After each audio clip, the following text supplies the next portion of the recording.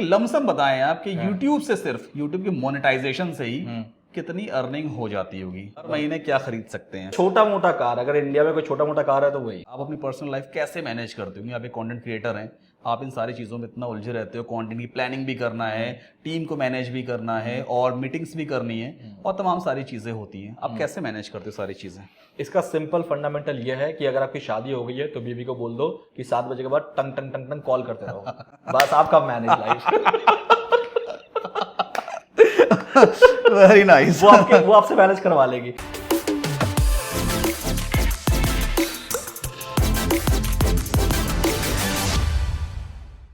तो दोस्तों, it's been a long time जब से मैं YouTube पे एक्टिव हूँ। काफ़ी सारे वीडियोस आपने मेरे देखे, काफ़ी प्यार दिया है।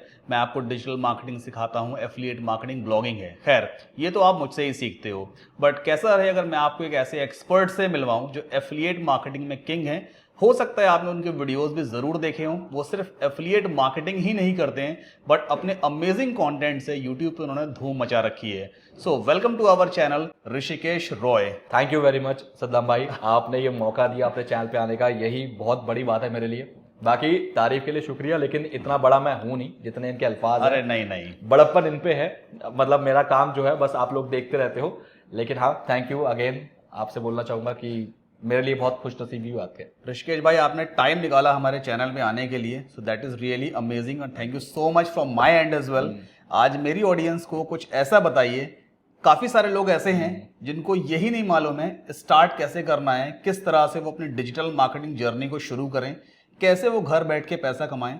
बहुत सारे लोग ऐसे हैं जो 18 से 35 साल के बीच के हैं, जिनके पास ना कोई जॉब है, ना कोई रोजगार है, ना कोई गाइड करने वाला है। आप तो इस इंडस्ट्री में ऑलरेडी काफ़ी टाइम से काम कर रहे हो। हम यूट्यूब पे भी आपके वीडियोस देखते हैं, बहुत एनर्जेटिक मतलब वीडियोस आपके होते हैं। और एफिलिएट मार्केटिंग मोस्टली मैं देखता हूँ आपके चैनल पे। सो सबसे पहली चीज़ जो हम जानना चाहते हैं, कैसे आपने अपना यूट्यूब चैनल शुरू किया और डिजिटल मार्केटिंग इंडस्ट्री में किस चीज़ ने आपको इंस्पायर किया कि आप इस इंडस्ट्री में आए? सवाल आपका बहुत अच्छा इसलिए है क्योंकि अगर मैं इस सवाल का आंसर दे दूं ना तो आप यकीन मानो कि आप में से मैक्सिमम लोगों की जो बर्निंग प्रॉब्लम है वो सॉल्व हो जाएगी कि कैसे स्टार्ट होता है। ये सिर्फ मेरा ही मतलब एकमात्र सॉल्यूशन नहीं है। आप देखोगे कि ये सद्दाम भाई का भी सेम इसी तरीके से कहीं स्टार्टिंग हुई होगी और ये इस दुनिया में हर डिजिटल मार्केटर की स्टार्टिंग ऐसे ही हुई होगी। आपको सिंपल ना ये रखना है कि आपके अंदर एक चाहत होनी चाहिए, यार इस चीज में इंटरेस्ट आ रहा है आपको। अगर आपको इंटरेस्ट आ रहा है ना तो आप अपने आप रास्ता निकाल लोगे। आपको स्टार्टिंग में सिर्फ एक छोटा सा काम करना है कि बस गूगल में जाना है और ज्यादा से ज्यादा रिसर्च करना शुरू करना है। आप जितना ज्यादा, आप मानते हो भाई? बिल्कुल। आपको रिसर्च वाली ना एक हैबिट बनानी है। जब आप रिसर्च करते हो ना तो रिसर्च में भी टॉपिक के सब टॉपिक के निच टॉपिक के सुपर निच टॉपिक, इससे आप इतना नॉलेज वहां से गेन करना शुरू कर देते हो कि आपको लगता है कि अब मैं इसको कर सकता हूं प्रैक्टिकली। बस एग्जैक्टली आपने ये पता लगा लिया, प्रैक्टिकल करना शुरू कर दिया, देखना आप डिजिटल मार्केटिंग में माहिर होते हुए चले जाओगे। ये ना कोर्स से सीखा जा सकता है एक बार में, course is just a first step. लेकिन आपको अगर ये कंप्लीट सीखना है तो आपको इसको प्रैक्टिस करते और खुद से रिसर्च करते हुए सीखना पड़ेगा। इसके अलावा कोई रास्ता है ही नहीं। बिल्कुल, ये बहुत अच्छी बात कही है ऋषिकेश भाई ने। अब इनसे एक सवाल और करेंगे, क्योंकि कई सारे लोग ऐसे हैं, मेरे सब्सक्राइबर्स भी हैं, जो मुझे कमेंट करके बताते भी हैं, आपके बारे में बात करते हैं। ऑलमोस्ट लोग डिजिटल मार्केटिंग शुरू तो कर देते हैं, बट उसमें से बहुत कम परसेंटेज ऐसा है जो कामयाब हो पाते हैं। तो आपकी तरफ से 3 ऐसे टिप्स जो एक डिजिटल मार्केटर के लिए बेहद जरूरी हैं, जिससे वो कामयाब हो सकता है। अगेन टिप मैं नहीं कहूंगा इसको, मैं कहूंगा ये मेरा एक्सपीरियंस है। मुझे नहीं पता ये कितने लोगों के लिए काम करेगा या कितने लोगों के लिए नहीं करेगा, लेकिन मेरे एक्सपीरियंस के अकॉर्डिंग मैं आपको बता रहा हूं। सबसे पहले आपको यह ध्यान रखना है कि आपको एक गोल फिक्स लेना है कि मुझे यहां तक पहुंचना है। That is step number 1। बिल्कुल, अगर गोल माइंड में नहीं होगा और आप कुछ भी करे जा रहे हो, आप रास्ता भटकोगे, ये गारंटी है। That is number 1। Step number 2 में जैसे गोल फिक्स हो गया, अब उस गोल के लिए पाथ क्या होगा, इसके लिए ना आप कम्युनिटी बनाओ, लोगों से मिलो, किसी एक्सपर्ट से बात करो, रास्ता ढूंढो उस गोल के लिए। रास्ता जैसे आपको मिलने शुरू हो जाएंगे, बस थर्ड स्टेप में आपको क्या करना है, उसको स्टार्ट कर देना है। ये 3 स्टेप है, टिप तो नहीं कहूंगा, ये 3 स्टेप है। जब आप उस रास्ते में चलना शुरू कर दोगे, सदाम भाई यकीन मानो मेरे लाइफ का यही एक तरीका था, लेकिन इसमें एक चैलेंज बहुत बड़ा है। आप जो मैंने गोल वर्ड यूज किया ना, ये गोल आप पैसे का नहीं बना सकते कि मुझे इतना अर्न करना है, कोई लिमिट नहीं है उसका। एग्जैक्टली अगर आप अर्निंग को गोल बना लो ना सदाम भाई, आप बहुत जल्दी ना एंजाइटी में आ जाओगे, यार हो नहीं रहा। यही चीज मैंने अपने भी वीडियो में बोला हुआ है। अगर आप डिजिटल मार्केटिंग में शुरुआत कर रहे हो और स्टार्टिंग से आपके माइंड में बस ये सेट है कि मुझे पैसा कमाना है, ट्रस्ट मी आप कभी सक्सेसफुल नहीं हो सकते। डे वन से आपके माइंड में रहेगा पैसा कमाना है, आप मेहनत करोगे, एक दिन में पैसा नहीं आएगा, दूसरे दिन फिर से उतने ही लेवल की मेहनत करोगे, पैसा नहीं आएगा। 1 महीने 2 महीने तक जब रेगुलर मेहनत करते रहोगे और पैसा नहीं आएगा, डिसअपॉइंट हो जाओगे।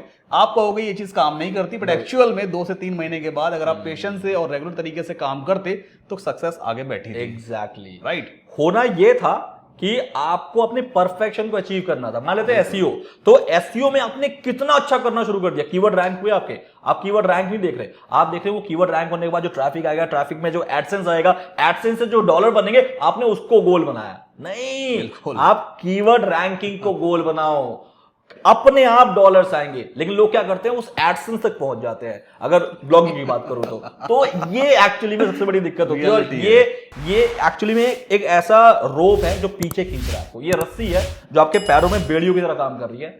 इस सोच को हटा दो सबसे पहले। बिल्कुल, ये बिल्कुल अच्छी बात कही है ऋषिकेश भाई ने, क्योंकि हमने अक्सर कई सारे वीडियोस देखे हैं यूट्यूब पे, लोग अपनी अर्निंग्स ही दिखाते हैं, स्टार्टिंग ही अर्निंग से होती है। असल में यूट्यूबर्स या कंटेंट क्रिएटर्स की गलती नहीं है, असल में जो ऑडियंस है वो पैसा ही देखना चाहती है, इसलिए हर एक कंटेंट क्रिएटर की मजबूरी है कि उन्हें अर्निंग दिखानी होती है।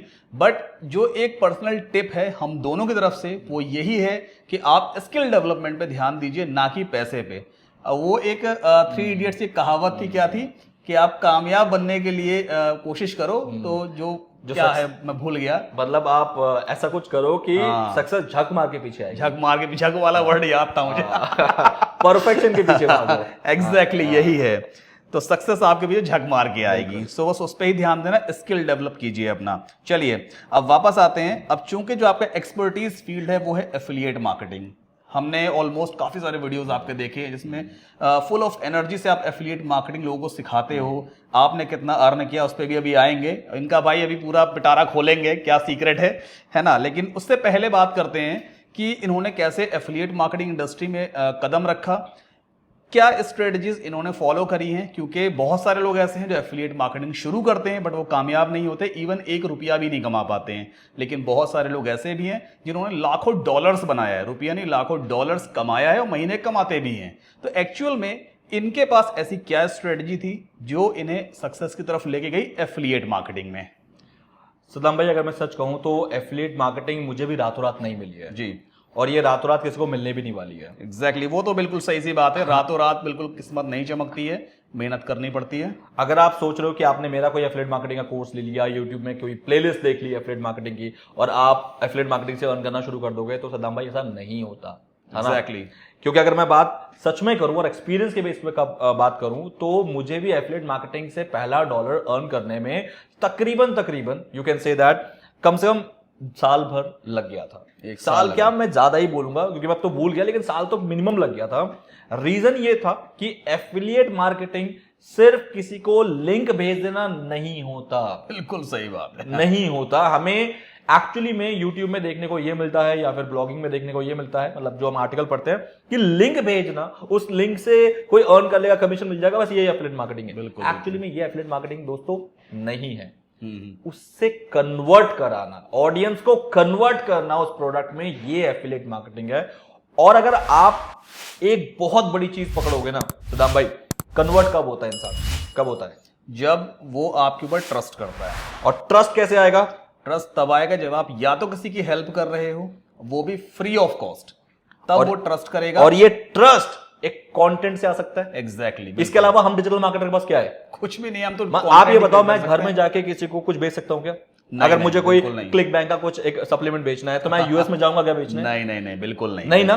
तो मेरे बिहाफ पे कौन बात कर रहा है? कंटेंट। एग्जैक्टली। कंटेंट को ऐसा बनाओ, कंटेंट, और उसको पहुंचाओ। अगर आप ऐसा कंटेंट बना सकते हो जो कि देख के या पढ़ के, अगर यूट्यूब कंटेंट है देख के, वरना आर्टिकल है तो पढ़ के, तो सामने वाला ट्रस्ट फील कर जाए, जैसे सदाम भाई बोल रहे हैं कि ट्रस्ट, वो ट्रस्ट आ जाए, तो आपका उस कंटेंट, वो कंटेंट कन्वर्जन देगा आपको उस लिंक पे जो कि आपका एफिलिएट होगा। तो एफिलिएट मार्केटिंग सिर्फ और सिर्फ लिंक भेजना व्हाट्सएप पे, टेलीग्राम पे नहीं है। पहले सामने वाले को कन्विंस तो करो भैया ये प्रोडक्ट खरीदना है, वो कन्विंस कंटेंट से आएगा। तो यहां पर कंटेंट का सारा गेम है। और एक चीज और भी है जो मैं ऐड करना चाहूंगा यहाँ पे, कि आप किसी को डायरेक्टली अगर लिंक शेयर कर देते हो, लेट से आपने फेसबुक ग्रुप में कोई एक लिंक शेयर कर दिया कि भाई अमेजन से ये प्रोडक्ट खरीद लो और ये मेरा लिंक है, इसको यूज कर लेना, तो कोई क्यों लिंक पे क्लिक करेगा? लोग कहेंगे मैं डायरेक्टली अमेजन पे चला जाऊँ ना, आपका लिंक क्यों क्लिक करूँ? और वैसे भी एक साइकोलॉजी है कि लोग लिंक पे क्लिक करने से डरते भी हैं, है ना, ये भी है। तो आपको कस्टमर के माइंड में एक तो ट्रस्ट तो बनाना ही पड़ेगा, वो आप पे भरोसा करे तभी तो आपके लिंक पे क्लिक करेगा। दूसरी चीज, कस्टमर के अंदर जरूरत भी पैदा करनी पड़ेगी आपको कि हाँ भाई तुझे इस पैड की जरूरत है, ये टैबलेट है, तुझे इसकी जरूरत है, तभी तो लेगा बंदा। अब आप कह दो टैबलेट खरीद लो, ये अच्छा है, कैमरा अच्छा है, तो क्या कोई लेगा? कोई नहीं लेगा। आपको उसके बेनिफिट्स बताने होंगे, वो प्रोडक्ट दूसरे प्रोडक्ट से अच्छा क्यों है वो आपको बताना पड़ेगा, और आपको कस्टमर के माइंड में अपने लिए भरोसा जगाना पड़ेगा, तभी सेल होगी। अदरवाइज कोई और चौथा तरीका इसका नहीं है। कि सही कह रहा हूं मैं? एब्सोल्युटली यही है। एग्जैक्टली। एफिलिएट मार्केटिंग में मेन वर्ड मार्केटिंग को पकड़ो दोस्त, एफिलिएट को नहीं। एफिलिएट तो इस दुनिया में हर प्रोडक्ट करने के लिए बैठा आपके साथ, आपके पास मार्केटिंग की स्किल होनी चाहिए। और मार्केटिंग की स्किल में सबसे प्राइमरी जो फोकस किया जाता है सद्दाम भाई, वो यही है, सामने वालों को कन्वर्ट कैसे करना है। कन्वर्ट करने वाला आप अपना वो रख दो स्किल, आप एफिलिएट मार्केटिंग के चीते हो जाओगे। अच्छा, अब एक सवाल जो अक्सर एफिलिएट मार्केटर्स की लाइफ में आता ही है, जब भी कोई नई शुरुआत करता है एफिलिएट मार्केटिंग में, तो कुछ कॉमन ऐसी कौन सी मिस्टेक्स हैं जो बिगिनर्स करते हैं, और आप उनको क्या टिप दोगे, क्या एडवाइस दोगे ताकि वो उस मिस्टेक को अवॉइड कर सकें? अगेन, पैसा सबसे, मतलब इसी को ही कमाना है और यही मिस्टेक का जरिया बन जाता है। अगर आप एफिलिएट मार्केटिंग में अगेन ये सोच के आ रहे हैं कि मुझे इसमें इसको रातों रात अचीव करना है, इससे घर परिवार चलेगा मेरा, मुझे इसी महीने से अर्निंग चाहिए, तो आपका यही सबसे बड़ा पैरों की बेड़िया बन जाएगी। आप देखो एफिलिएट मार्केटिंग में तकरीबन अगर मैं कहूं आप जीरो, मतलब एकदम कोई इन्वेस्टमेंट लेके नहीं आ रहे हो, फिर तो आप ऑर्गेनिक रिजल्ट पे डिपेंड हो। बिल्कुल बिल्कुल। अगर आपके पास पीपीसी चलाने का पैसा है तो मैं मानता हूं चलो फर्स्ट डे में कुछ सेल आ जाएगी, बिल्कुल। लेकिन अगर ऑर्गेनिक है, आपके पास इन्वेस्टमेंट नहीं है, तो आप तो फिर मतलब कम से कम 3 महीना तो रैंक में लग जाएगा। राइट, बिल्कुल। 3 महीने में तो ट्रैफिक आपको आने में लग जाएगा। तो आप कैसे ये सोच रहे हो कि आपको उसी दिन या उसी हफ्ते या उसी महीने पैसा अर्न करना है? तो सबसे पहला टिप यही है कि आप अपना इसको ऑर्गेनिक वे में अगर चलाना है तो आपको इसको ना एक पैरेलल स्कोप ऑफ अर्निंग के साथ चलाना पड़ेगा। बिल्कुल। अदरवाइज आप बहुत बुरे फंस जाओगे अगर जॉब आप छोड़ के कर रहे हो तो। जॉब तो छोड़नी ही नहीं है। अगर आपके पास जॉब है तो जॉब के साथ में एफिलिएट मार्केटिंग तो ऐसी चीज है जिसे हम पार्ट टाइम भी कर सकते हैं। बिल्कुल, है ना, ऐसा तो है नहीं फुल डे बैठ के करना है। नहीं। आप पार्ट टाइम भी कर सकते हो और बहुत सारे अच्छे अच्छे तरीके हैं एफिलिएट मार्केटिंग करने के। हालांकि पूरा इससे मैंने एक डिटेल्ड वीडियो पहले से बनाया हुआ है, आप चाहें तो इस वीडियो को जाके देखिएगा।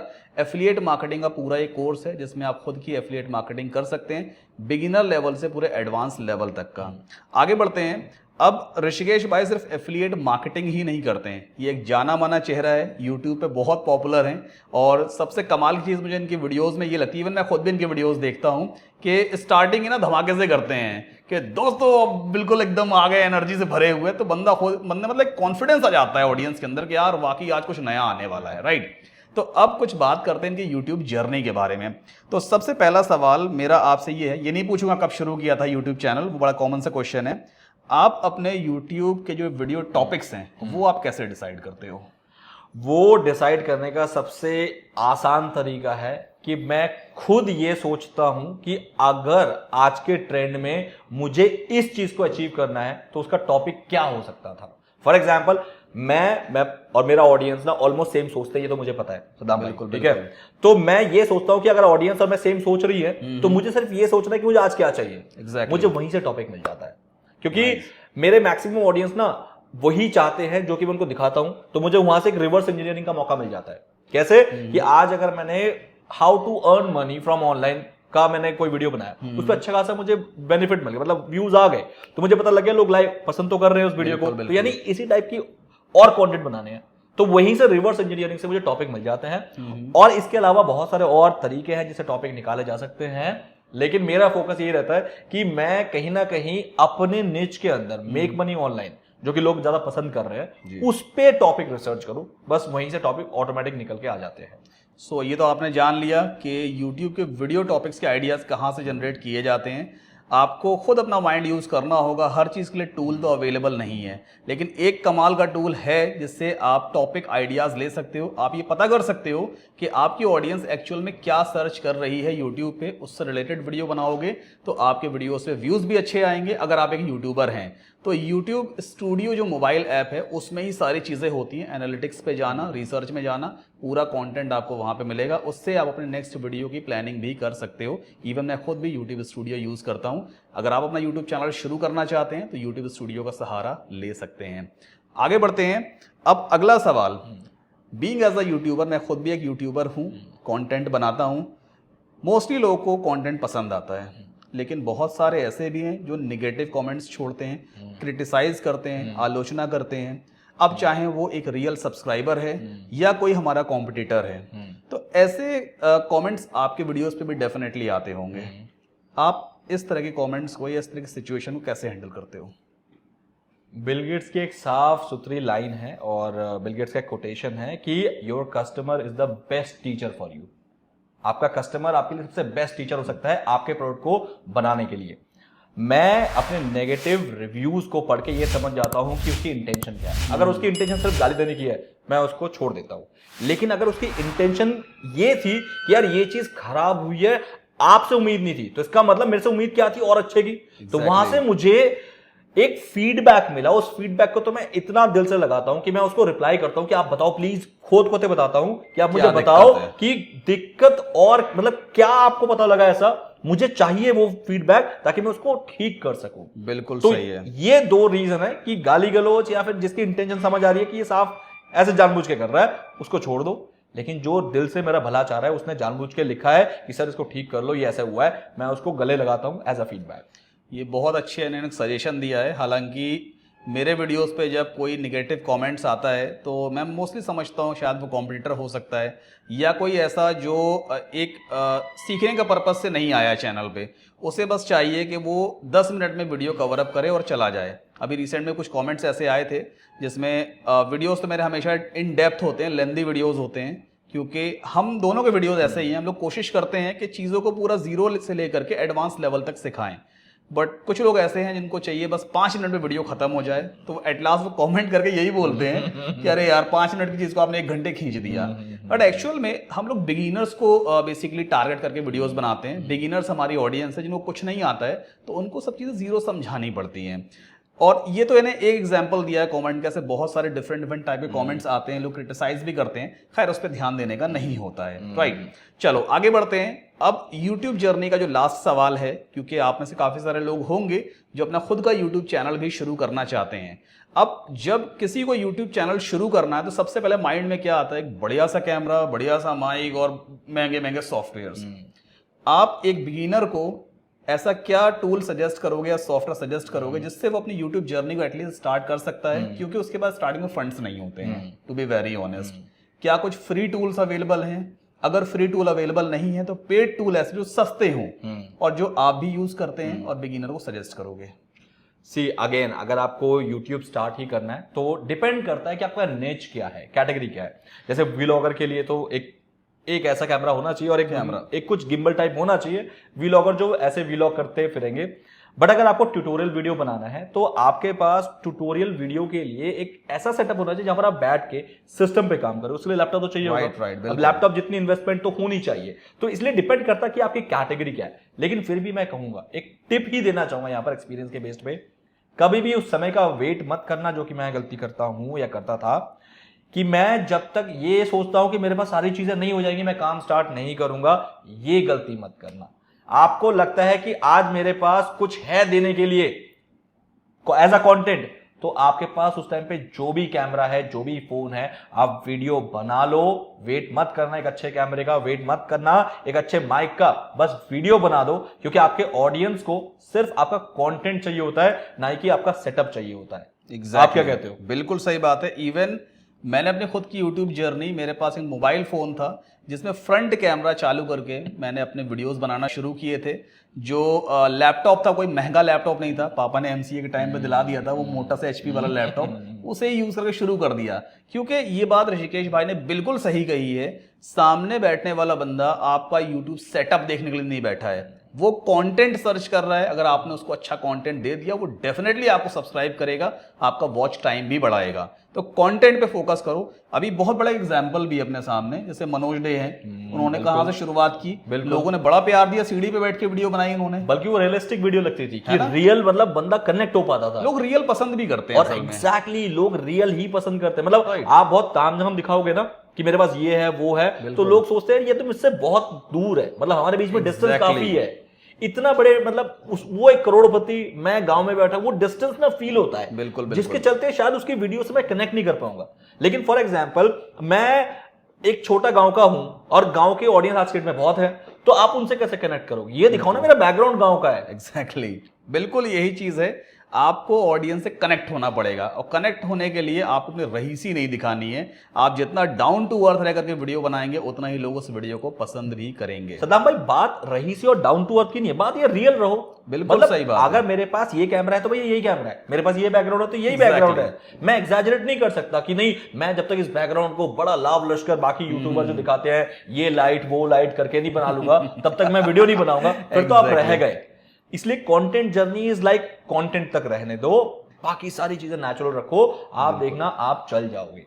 मैंने खुद अपने घर के स्टोर रूम से वीडियोस बनाना शुरू किया था। एग्जांपल देखो, स्टोर रूम में कपड़े वगैरह भरे रहते थे, तो अकाउस्टिक का काम करते थे। जैसे अभी लोग फॉर्म यूज करते हैं ना, घर में सारे कपड़े अलमारी में भरे हैं, तो उससे इको नहीं होता था। एक वॉल ऐसी थी, उसको ग्रीन कर लिया, बस उसको as a green screen use किया, और आज देखो यूट्यूब की जर्नी से आज यहाँ तक पहुंचे हैं कि कोई भी चीज मन में आती है ना, खरीद लेते हैं। आपका भी यही है, मेरा भी यही है, जो मन में आता है खरीद लेते हैं, ये नहीं देखना पड़ता पॉकेट में पैसे हैं या नहीं है। तो शुरुआत छोटी होती है, रेगुलर मेहनत, पेशेंस और टाइम आपको देना होता है, आप डेफिनेटली उस जगह पहुंचेंगे जहां आप पहुंचना चाहते हैं। बिल्कुल। अब सबसे इंपॉर्टेंट मुद्दे पे आते हैं, जो हर एक सब्सक्राइबर सुनना चाहता है, हर एक व्यूअर सुनना चाहता है।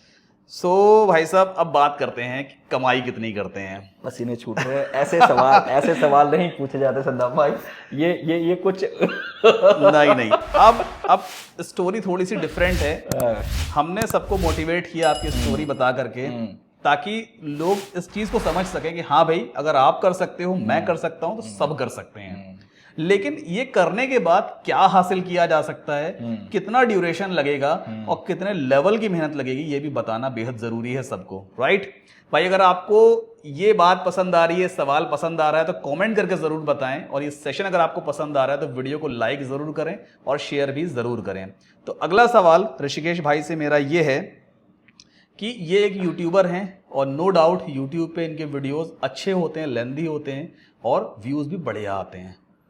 एग्जैक्ट फिगर आपसे नहीं पूछूंगा मैं, क्योंकि वो ठीक नहीं है यार, है ना? लेकिन हाँ, एक लमसम बताएं आप कि यूट्यूब से, सिर्फ यूट्यूब की मोनेटाइजेशन से ही कितनी अर्निंग हो जाती होगी? अगेन यूट्यूब मोनेटाइजेशन तो मतलब आप मानो कि मैं उस पर बहुत ज़्यादा डिपेंड नहीं रहना चाहता भी हूँ, क्योंकि कभी भी कुछ भी वायलेशन होता है तो यूट्यूब को परवाह नहीं है कि भैया मैंने कितनी मेहनत की है। आपको लगता है? बिल्कुल एग्री करता हूँ मैं इस बात से, है ना? मतलब यूट्यूब हमें दूध में मक्खी की तरह निकाल देगा। भाई ये कौन था ऋषिकेश, कौन था सद्दाम, ऐसे बोलेगा वो।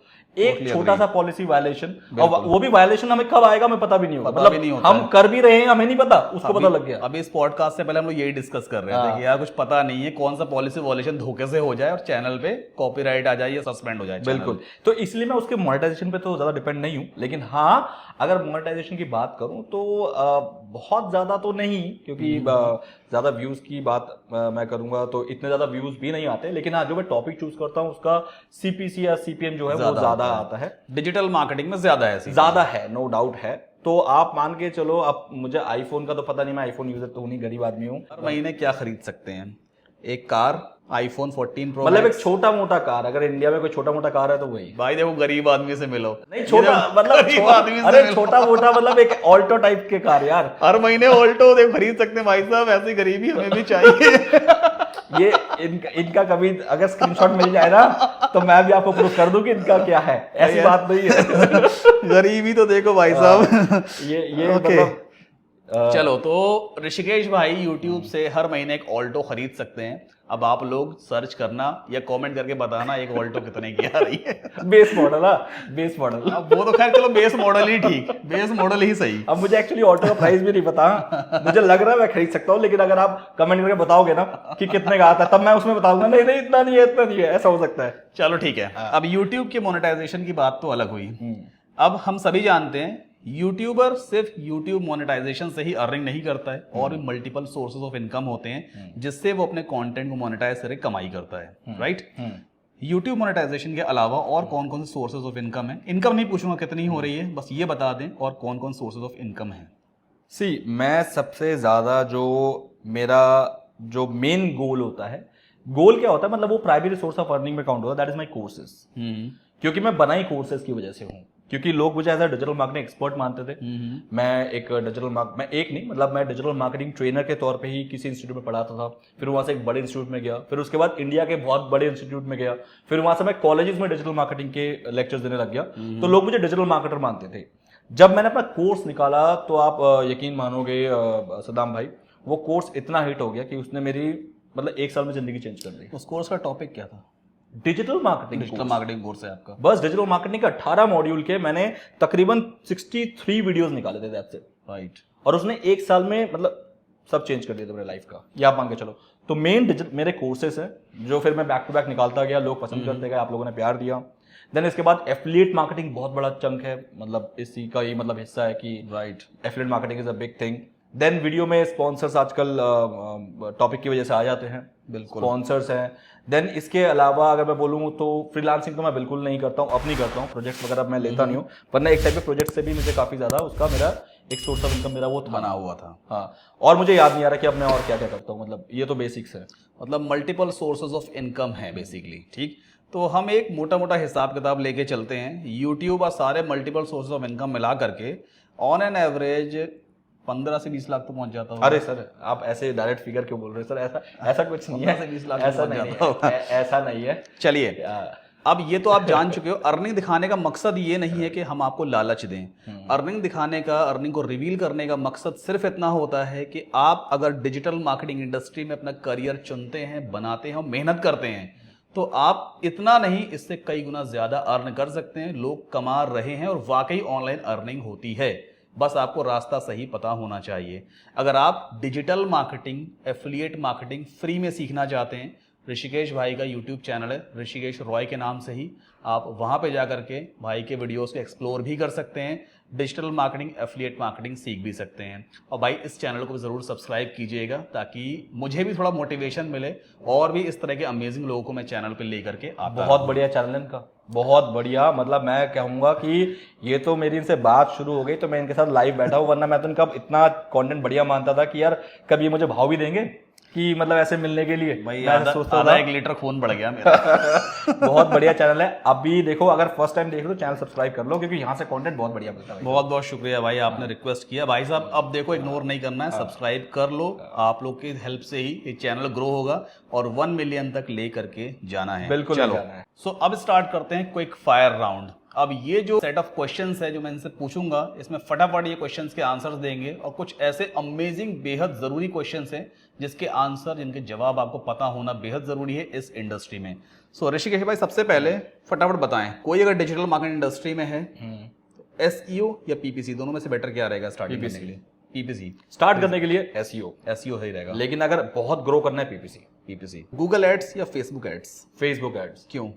फेसबुक एड्स में जो पर्सनलाइजेशन है वो बहुत स्ट्रांग है और बहुत अफोर्डेबल है, उसमें कस्टम ऑडियंसेस वगैरह टारगेट कर बहुत सकते हैं। जबरदस्त तरीके से। गूगल इतना प्राइवेसी में घुसता नहीं है, फेसबुक आपके अंदर तक घुस जाता है। अच्छा, प्राइवेसी में एक चीज मैंने वो नोटिस की है, गूगल एड्स ज्यादा महंगा पड़ता है फेसबुक से। फेसबुक एड्स का जो प्राइस है ना, वो कहीं ना अगर आप उसको सही तरीके से ऑप्टिमाइज कर देते हो फेसबुक एड्स को, तो कॉस्ट पर कन्वर्जन भी कम आता है। यही तो रीजन है ना। फेसबुक का रीजन ये है कि वो प्राइवेसी में घुसता है ना, उसको पता है कि आप क्या खरीदते हो। आप रेड कलर की टी शर्ट पहनते हो, इसलिए वो जल्दी कन्वर्जन देगा आपको। एग्जैक्टली, गूगल इतना घुसता नहीं है। बात करें वेबसाइट डेवलपमेंट प्लेटफॉर्म की, वर्डप्रेस या विक्स? मेरे लिए बाय डिफॉल्ट ऑलवेज वर्डप्रेस। एक बिगिनर के पॉइंट ऑफ व्यू से बताइए, वर्डप्रेस सही है या विक्स सही है? बिगिनर पॉइंट ऑफ व्यू से भी वर्डप्रेस ठीक है। वर्डप्रेस बेटर है, मैं खुद वर्डप्रेस रेकमेंड करता हूँ। हो सकता है आपको विक्स आसान लगे, ड्रैग एंड ड्रॉप है, लेकिन आप विक्स में एडवांस लेवल की साइट्स नहीं बना सकते और ओनरशिप आपकी नहीं होती है। बिल्कुल। वर्डप्रेस में 100% आप ही मालिक रहेंगे अपनी वेबसाइट के। अगला है यूट्यूब या पॉडकास्ट? यूट्यूब नॉर्मल, जो मतलब यूट्यूब का इन द सेंस मेरा पूछने का मतलब है ट्यूटोरियल वीडियोस है, अपने खुद के वीडियोस है, या दो लोग बैठ करके पॉडकास्टिंग करें जैसे अभी हम कर रहे हैं, तो यूट्यूब बेटर है। ऑर्गेनिक रीच या पेड प्रमोशंस? ये डिपेंड करेगा। अब ऑर्गेनिक रीच मतलब मेरी अप्रोच क्या है, बट मैं अपने कोर्सेज को या अपने जितने भी मेरे प्रोडक्ट्स होते हैं मैं उनको पे करके ही ट्रैफिक लाता हूँ। मैं उसके लिए ऑर्गेनिक का वेट नहीं कर सकता, क्योंकि 6 महीने अगर मैं वेट करूंगा ना तो मेरा सारा जो खर्चा 6 महीने का वो इतना हो जाएगा कि उसके बाद अगर मैं रेवेन्यू जनरेट भी कर रहा हूँ फायदा नहीं है। मुझे फर्स्ट डे से अर्निंग चाहिए, that's the reason. Paid promotion करने से बेसिकली आपको क्विक रिजल्ट्स मिल जाते हैं, बट उसमें फंड्स लगते हैं। मतलब ऑफ कोर्स इन्वेस्टमेंट लगता है, तो मैं भी आज इसलिए सोच पा रहा हूँ क्योंकि मैं वो पीरियड काट चुका हूँ जहां पर मुझे इन्वेस्टमेंट अब लगाना है, मैंने वो मेहनत कर ली है।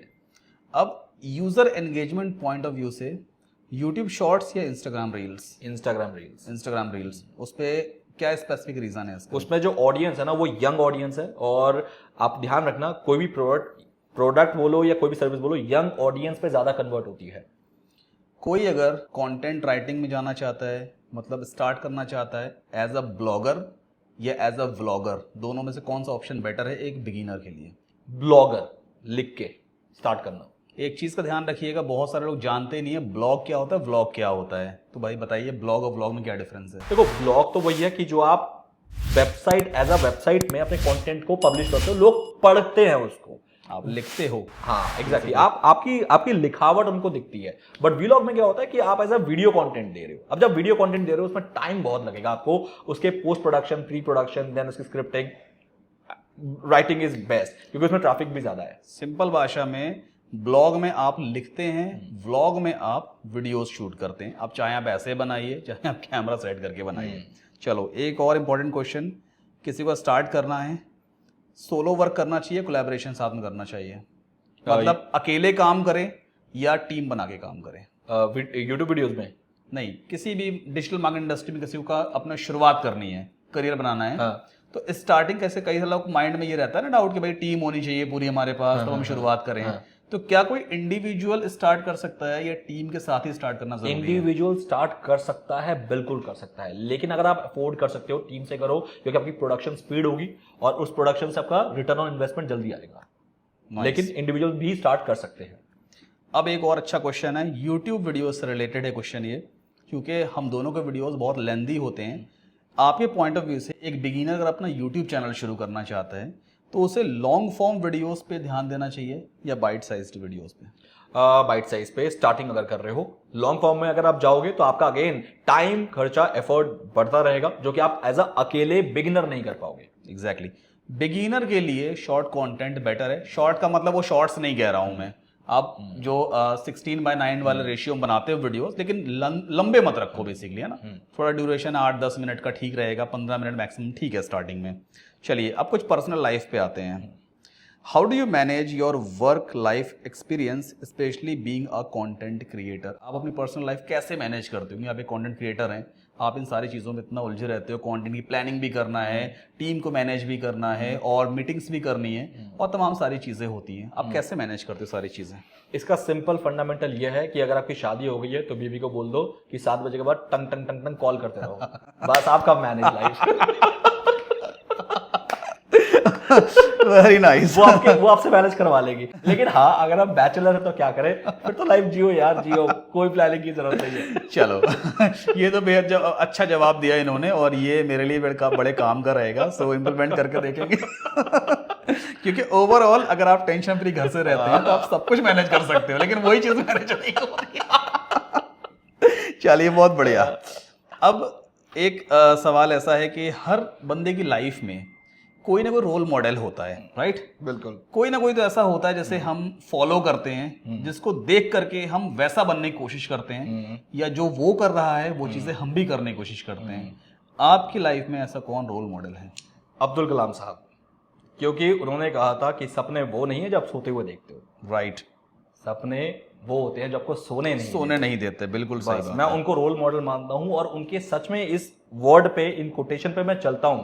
आप यकीन नहीं मानोगे, मैं रात को भी कंटेंट सोचता हूँ और मैं सुबह नहाते वक्त ब्रश करते हुए शीशे में कंटेंट ही सोच रहा था कि आज क्या बनाऊं, आज क्या बनाऊं, आज क्या बनाऊं। नाश्ते में भी कंटेंट ही लेते होंगे। अरे आप यकीन नहीं मानोगे, मेरी वाइफ को फोन करो आप, वो बताएंगी मैं कंटेंट कितना सोचता हूँ। मैं कल भाभी जी को फोन कर, भाई किस तरह कंटेंट बनाया है, कुछ पैक करवा दो। वो कह रहे खाना खा रहे हो, कंटेंट खा रहे हो, वो खाते यही भी कहते हैं कंटेंट है, पीते भी कंटेंट है।